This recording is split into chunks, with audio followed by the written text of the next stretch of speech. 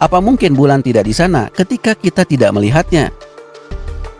Betapa absurdnya tafsiran ini kalau ditarik ke dunia nyata. Paradoksnya ditunjukkan melalui eksperimen pikiran yang kemudian dikenal dengan Schrodinger's cat, kucingnya Schrödinger.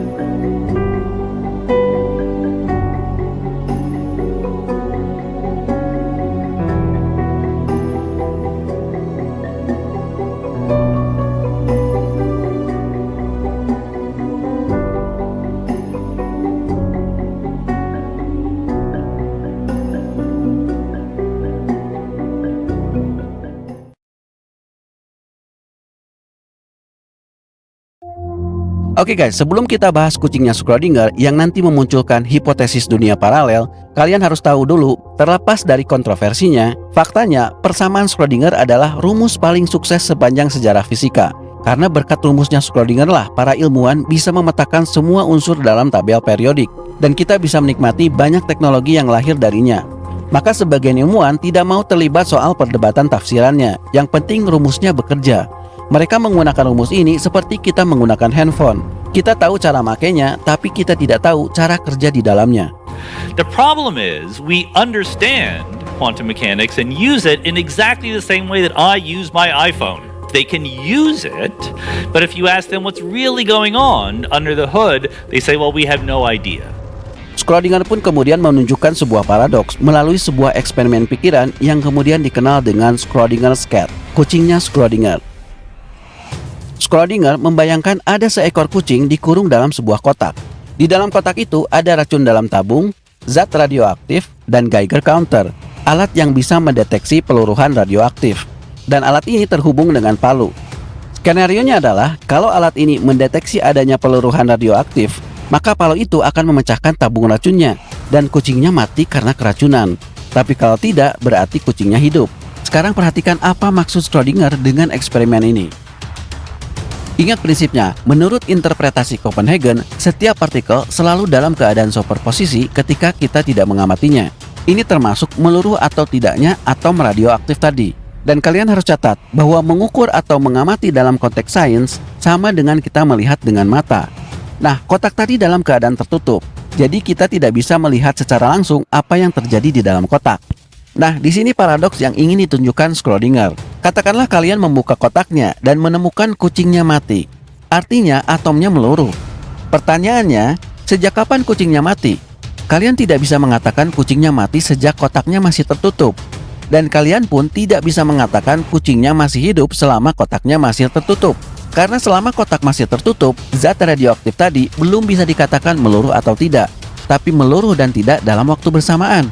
Artinya, selama kotaknya masih tertutup, kucing itu pun harus dipandang dalam keadaan superposisi, mati dan hidup dalam waktu bersamaan. Barulah saat kalian membuka kotaknya, hanya pada saat itulah kucingnya mati.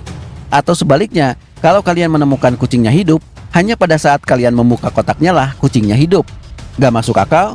Ya itulah poin yang ingin ditunjukkan Schrödinger. Betapa absurdnya teori kuantum kalau harus ditafsirkan seperti ini. The point of this thought experiment, which Schrödinger and Einstein invented over the course of letters sent across the Atlantic Ocean, was not to say, wow, quantum mechanics is impressive. It's to say, surely you don't believe this. Harap catat bahwa poin yang ingin ditunjukkan Schrödinger dan Einstein melalui eksperimen pikiran tadi adalah kalau superposisi di level kuantum benar adanya, bagaimana itu bisa menjelaskan realitas alam yang satu ini, yang notabene tersusun dari atom-atom itu. Where did we come from? Why are we here? Where do we go when we die? What lies beyond and what lay before? Is anything certain in life? They say life is too short, the here and the now, and you're only given one shot.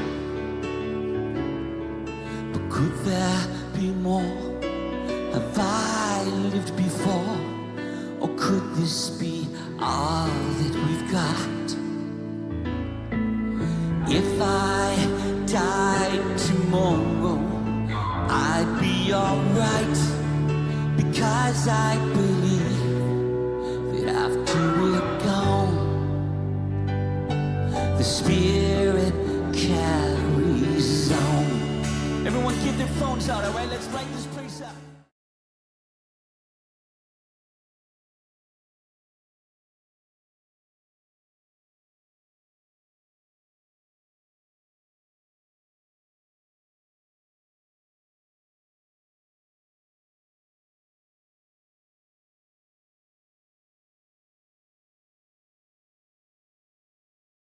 Lucu.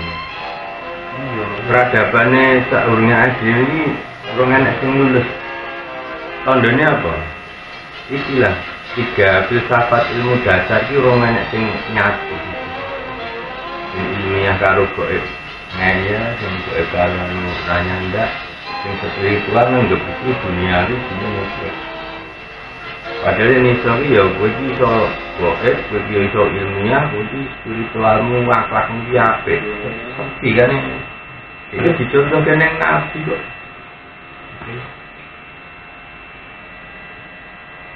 Iya. Lalu mulai kita berkata kok Gusti kabeh. Nggak mungkin ya nona. Iya.